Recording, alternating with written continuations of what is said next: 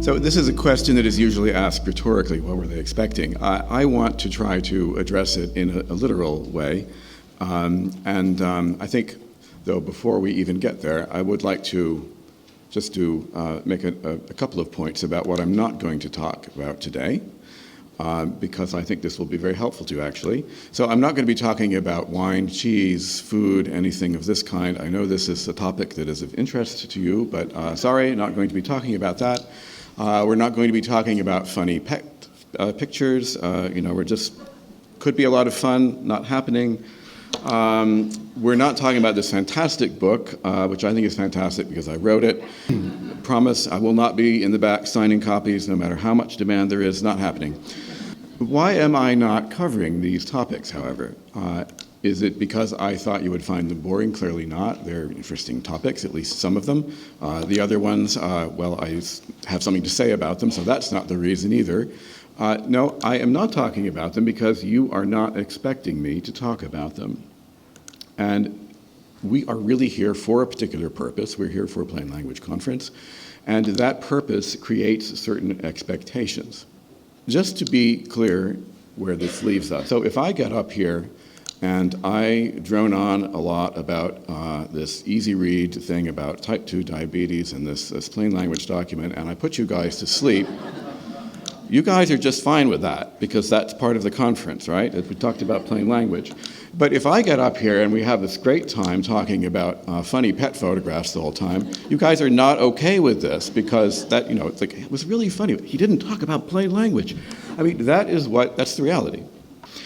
The point is that expectations are often far more powerful than desires. We take these expectations and we actually overrule our own desires. We let them, our expectations, overrule our own desires in many cases.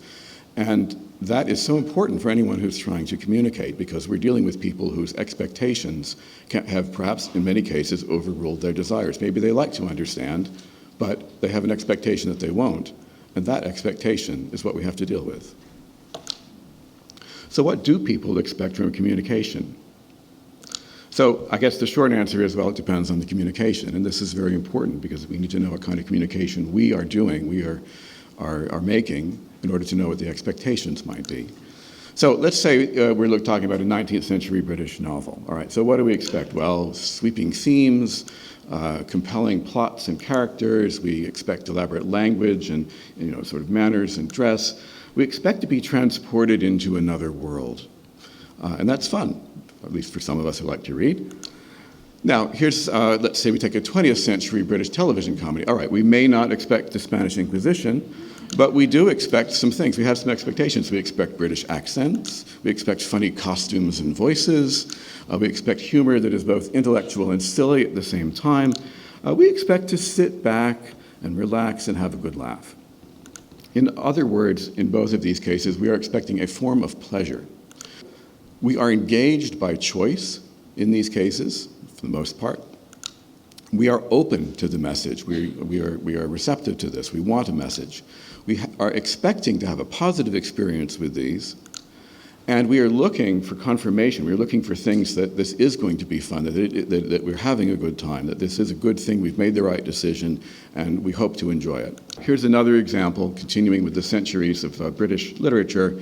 21st century British easy read health brochure, and this is a real thing, by the way. It's a particular type of communication that is done in the UK with pictures and plain language. What to do when you have type 2 diabetes. All right, well, what is the expectation for the audience for this kind of a communication? Well, okay, we're going to get a lecture on an unpleasant topic. We're going to get pressured to give up some cherished habits. There's this threat of discomfort, pain in the future. And we're not going to understand this. These are our expectations, most people's expectations on this. So, in a word, discomfort. We are not engaged by choice, in this case, for the most part. Even if we pick it up to read it because we have to, we are still not there. It's emotionally, we're not there by choice. We are apprehensive about the message. We are expecting a negative experience, and guess what? We are going to look for confirmation of our expectation. we are looking for reasons to think bad things about this. Look at all of the expectations that we might have about this kind of document. Where do they come from? Well, most of them are about the situation itself, aren't they? Only really the language part, let's say, is about the brochure part. That's the communication part itself. But the thing is, we got to deal with all of it. We're saddled with this. We can't just pretend that the situation expectations are not there. They're there. And we are our piece that's going out to these people. That's what's got to deal with. That's what it's meeting with.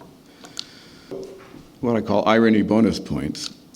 Much of what is positive in a positive experience is negative in the negative experience. The same things that count for good count for bad in this kind of experience. The stimulation of emotions. We don't want to feel emotional when we're reading this thing. We don't want our emotions to be stimulated. But we do want to have our emotions stimulated when we're reading the book. We don't want that here.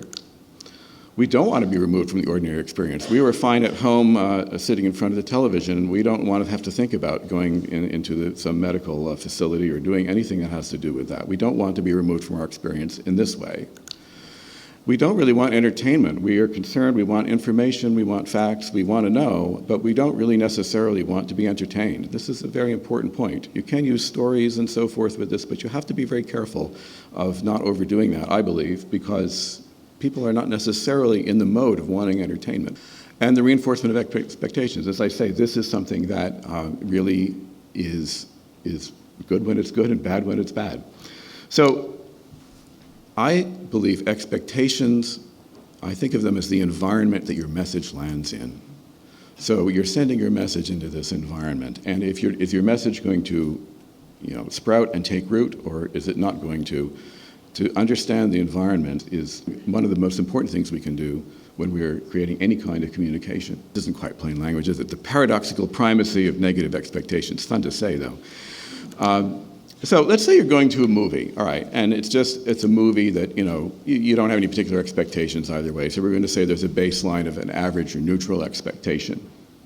Now, the movie could be better than you expected, could be way better, could be, OMG. There's this sort of spectrum that goes up from there. There's a spectrum in the downside, too. It could be worse, could be much worse, could be WTF. We've got this whole spectrum going here. And the thing about this is, so suppose you go in with high expectations. Well, the bar is higher, but the spectrum is still the same. And there's some compression at the top, of course. And of course, if you're going in with low expectations, well, in a way, that gives you more upside, but this spectrum is still the same. So here's the key question. At what point do you bail on the movie? Do you just say, Well, I'm going to say that it's really pretty low, and I'm going to say that it's low pretty much no matter where we go in this kind of expectation. We paid money for this, and by the way, what is this based on? When was the last time you went to a movie theater and half the audience walked out of the movie? It doesn't happen very often. See, you were actually doing research when you went to see movies. You didn't know it, but you can see these things just by observing them in many cases. People don't really usually walk out. We now look at something like the health info, like the diabetes brochure, or let's say it's government info, or let's say it's legal info. Let's say it's financial. Let's say it's something from a business. Let's say it's a set of instructions. I call all of these things documents no one loves. No one meaning no one. I mean, the people that own them don't love them, and it just goes downhill from there. So, what happens when people are encountering these sorts of communications? Well, so let's look at what does our spectrum look like? Well, first of all, I'm going to say there isn't really that much upside or downside. People just aren't going to try to have a lot of nuances of expectation about this. It was okay, it was better, it was worse. And the second thing, of course, is, we're really down here, basically. I would have put it lower, except it would have run into the language on the bottom of the page. But this is really sort of what we're dealing with. So we've got this very compressed and very sort of low-lying sort of set of expectations that we're dealing with when people are coming to this. And so now here is the absolutely crucial thing about this, is the unlovables, we'll call them. When do people bail out? And I believe that, in my observation, it's just about right there. You really don't have a lot of leeway with this. You really don't. So if you go up, that's great. But the thing you really need to be careful of is not to go down, not to fulfill those negative expectations, because they're out there looking for something bad. And as soon as they find it, they're gone. So it's the negative expectations. So partial or full disengagement, that's what's going to happen. So, by the way, what do we mean by disengagement? Well, if it's full disengagement, they just stop reading or browsing or whatever it is that they're doing. Partial, well, okay, maybe we're going to skim or we're going to scan, we're going to read, but we're not going to be very attentive about it. We're going to read skeptically or resentfully. Yeah, sure, that's true. I'm going to do that or whatever. This is what happens. We all know this. And we are going to be looking for a justification to just ditch the thing altogether. And that's very important. And unless you can sort of turn it around, that search for something, for a reason to bail, is going to continue. So this is the most important thing. If you're still reading, then there's still some hope. If the reading stops, the game is over. So it kind of doesn't matter what else you've got that's nice in this document. What I'm going to say is avoiding meeting negative expectations is often far more important than exceeding positive ones. You don't want to step on the landmines. That's really what we're talking about here. So here's an example, expectations that you create, knowingly or not. And this is a piece that actually was sent out by an insurance provider to subscribers. So here you are, you get this piece in the mail. Let's look at this piece. What's it got? Well, it's got professional design. We know it's got that because when you see a swooshy thing like that, we know a designer was involved. Full color printing, okay, so they shelled out for that. Photos of happy people, the fake handwriting, we all love that. It just makes us feel so good, doesn't it? Marketing style tone, there's a happy pharmacist. Look at him there, he's so happy to be fulfilling your order. A call to action, well, that's what you see in marketing. Okay, so what type of communication is this? Well, it's a marketing piece. We can all see that. Any idiot can see that. And that creates a certain amount of expectations, doesn't it? Which are particular. I can say yes or no to this product or service that's being offered to me. I can just ignore this. I can toss it right in the recycling bin. And if I do, nothing's going to happen. Nothing's going to change. Oh, wait a minute. No, but what's this? I didn't see this piece. I didn't see it because they made it this way. They made it to be the least attractive piece, but it seems to be this piece in here. Okay, what does it say? Oh, there are 2 required ways to fulfill your maintenance medications. The Express Scripts pharmacy, there are any Express Scripts participating retail pharmacy. In other words, this isn't a marketing piece. This is a change of benefits notice, in essence. And you're going to get this Express Scripts thing whether you want it or not. This is basically what's happening. And what really happens is we have led you to expect that you had a choice, which is a degree of power. And in fact, you don't have that degree of power. We have misled you. This is something to be very careful of, unintentionally creating expectations. And it is why I would say that many communications failures are self-inflicted wounds. We are not aware many times, I'm talking more institutionally in this case, we are not aware necessarily of expectations that we are creating by the things that we do that we then don't fulfill. And when we do that, the person reading this, to them, it doesn't matter how where the expectation came from or what didn't fulfill it. All they know is I had an expectation and, hey, this is, what are these people doing sending me this thing that makes me feel like I have a choice to make and can decide about this when I don't have any choice at all. This is a very bad message. How can we use this knowledge? Begin each project by studying the expectations environment. Forget how people ought to think. Focus on how they actually think. Focus on how they actually decide. Some of that is very difficult to discern or to sort of figure out. Some of it is actually pretty obvious as soon as you start thinking about it and put yourself in their shoes. The good news is that once you start looking, as I say, the main expectations are hardly subtle. They are often very easy to see, and you can use those. The other good news is the expectations, this is where the low expectations helps you. The bar is low. So you don't necessarily have to do a lot to get over it. You just have to avoid sort of being below it. Another excellent, really important point, I'm going to say use marketing tools, but use them in non-marketing ways. And what do I mean by that? Well, I mean, take all of the tools that are used in selling, in marketing, and use them for telling instead. I'm going to say, make the content the focus. Now, this is something that marketing absolutely doesn't do. Marketing is all about sort of style and the vibe and all of this. We want the content to be the focus, and we want our work to be invisible. If people say, wow, that was just a really great looking form, I don't feel I've done my job at all. I wanted them to focus on the content of the form and to get the form done and to not get stuck along the way.